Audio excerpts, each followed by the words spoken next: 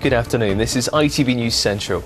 The Special Administrators working on a plan for future services at Mid Staffordshire NHS Foundation Trust will publish their draft report today.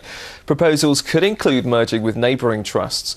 Victoria Davis reports from Stafford Hospital, one of those managed by the Trust.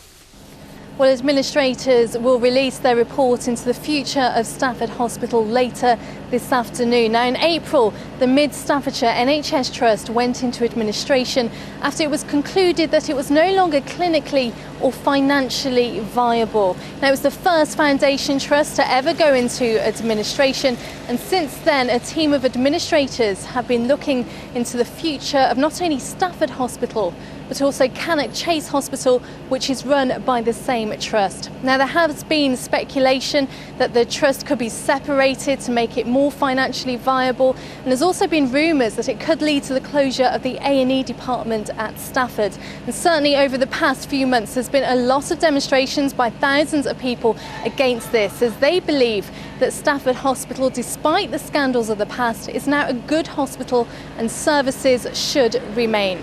Well, once this report is published, it'll then go into a period of consultation until October, and a final decision will be made at the end of the year.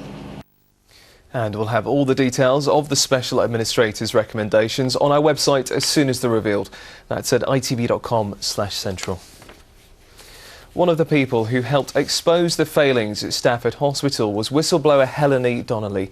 Despite what she witnessed on the wards, Helene's now back working as a nurse for a new NHS trust and in a new role. Helene is working as an ambassador at Staffordshire and Stoke-on-Trent NHS Trust to try to support frontline staff to have the confidence to speak out if they have concerns about bad practice. I feel very proud to have this role now because it's a positive role.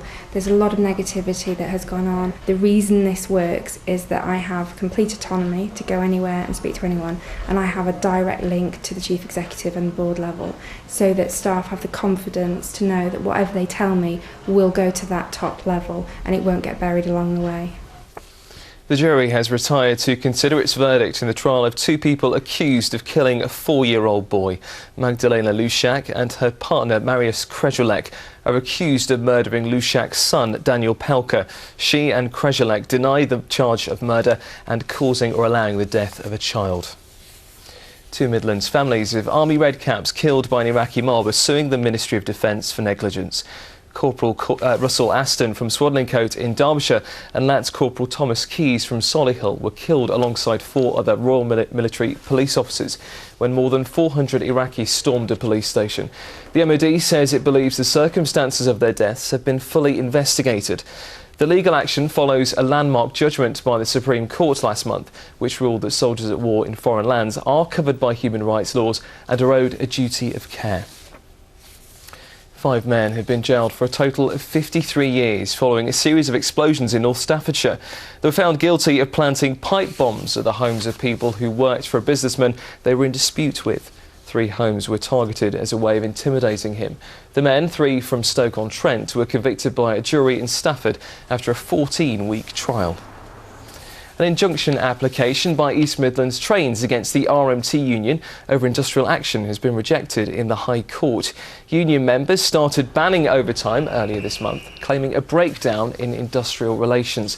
East Midlands Trains described the dispute as invented and said it started legal proceedings to prevent disruption for passengers.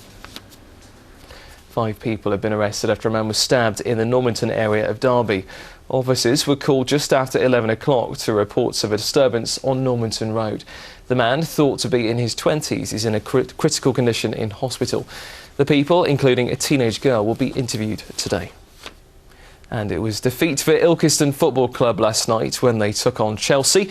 They hosted the Europa League champions at the new Manor Ground and lost 5-0. 2,680 people turned out to watch the pre-season friendly. Now it's time for a look at the weather forecast. Here's Lucy Kite.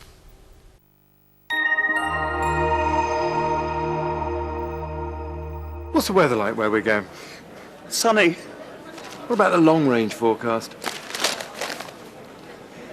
Sunny.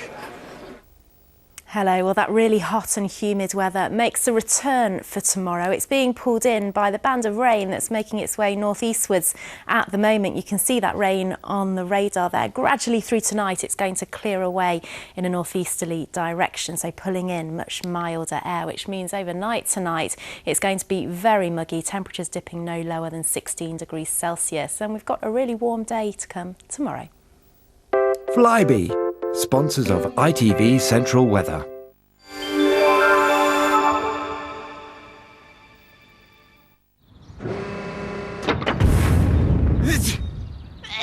Suffering from hay fever? ITV Pollen Count is sponsored by Benadryl.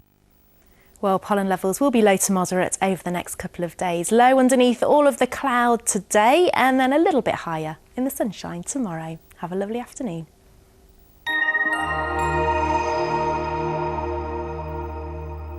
And that brings you up to date with the news this lunchtime. There are more details on our stories on our website. Just log on to itv.com/central. Bob and Sam will be back with ITV News Central at 6 o'clock. For now, though, from all the team here, have a lovely afternoon and we'll see you later. Bye for now.